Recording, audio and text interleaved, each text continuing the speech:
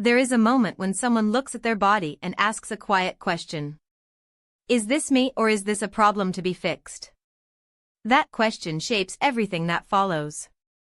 This story begins with a body that changed suddenly and permanently. Many people would call that broken. Many systems would label it disabled. But another interpretation appears. What if the body is not broken at all? What if the problem lives somewhere else? The context matters because our world is built on assumptions about normal bodies. Stairs assume 2 legs. Doors assume certain heights. Tools assume certain grips. Jobs assume certain speeds. When a body does not fit these assumptions, we say the body failed. But that explanation is easy and familiar. It allows the system to stay comfortable. The first surface insight is clear. Technology can restore function and even create new ability. Prosthetics, sensors, software, and materials can help people walk, climb, work, and move in ways once thought impossible. This is not science fiction. It is happening now.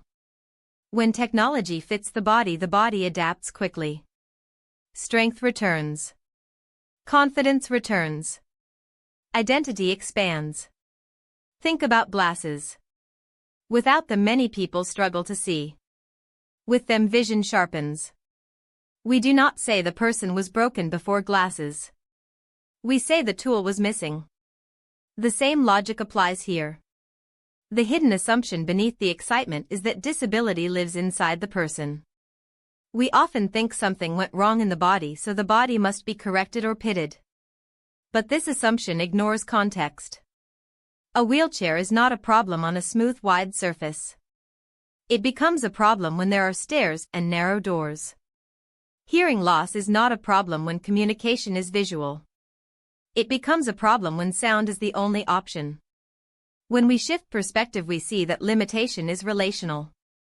It appears at the point where body meets environment. This changes responsibility. Instead of asking how do we fix people, we ask how do we fix systems. The third insight reveals a structural pattern. Progress often focuses on individual solutions while leaving collective design untouched. We celebrate heroic stories of overcoming while ignoring daily barriers that remain for millions. A person climbs a mountain with advanced limbs. That is powerful. But many others still cannot enter a building, use public transport, or access work. Technology can be transformative, but only when paired with inclusive design. Otherwise, innovation becomes rare and expensive and benefits only a few. A new perspective begins to form. Humans are not broken. Environments are incomplete.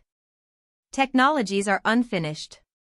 When we accept this idea, dignity shifts. People stop being problems to manage and become partners in design. This does not deny pain or difficulty. It refuses shame. It recognizes that bodies vary and always have. The goal is not to erase difference but to support function. Basic movement, access, and communication are not luxuries. They are foundations of participation. When framed this way, they become rights, not favors. Applying this to daily life changes how we notice barriers. Notice which spaces assume one type of body. Notice which tools exclude quietly. Notice how often people adapt themselves instead of asking for change. In workplaces, ask if tasks could be done in different ways. In schools, ask if learning could be accessed through more than one sense. In cities, ask if routes welcome all users. These questions do not lower standards. They widen access. Technology plays a role here, but it is not the whole answer. A ramp is technology. A caption is technology. A flexible schedule is technology. Innovation is not only advanced hardware. It is thoughtful design. There is also an optional, deeper layer. When people say a person can never be broken, they are speaking about worth. Bodies change with age, illness, accident, and time. If worth depends on function, then everyone is at risk. But if worth is constant, then support becomes a shared responsibility. This idea reduces fear. It reminds us that disability is not a Rare category. It is a common human experience across a lifetime. Designing for it is designing for ourselves. Over time, this mindset can guide investment policy and culture. Funding shifts from fixing individuals to building access. Stories shift from tragedy to collaboration. Pride replaces pity. Innovation accelerates because more people are involved. The future imagined here is not one where disability disappears. It is one where barriers do. Where technology listens to users. Where environments invite variation. Where function is supported as a basic right. When people move with ease, they contribute more. They participate more. They belong more. That benefits everyone. The question is not whether technology can eliminate disability.